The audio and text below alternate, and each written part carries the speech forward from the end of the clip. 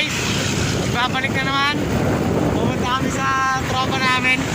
May bagong bike. Mahirap puminga pag may face mask.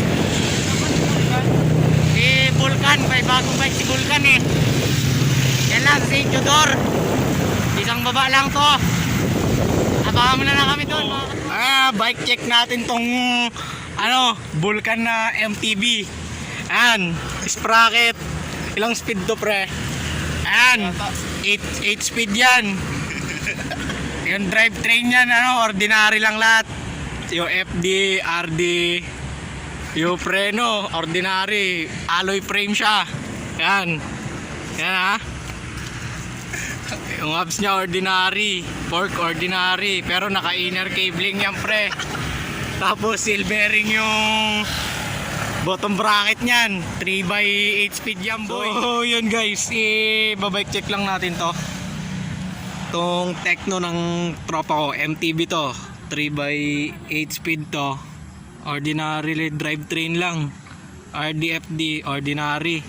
Pero seal bearing yung BB niyan. Sana all may BB talaga. Tapos pedals niya ordinary.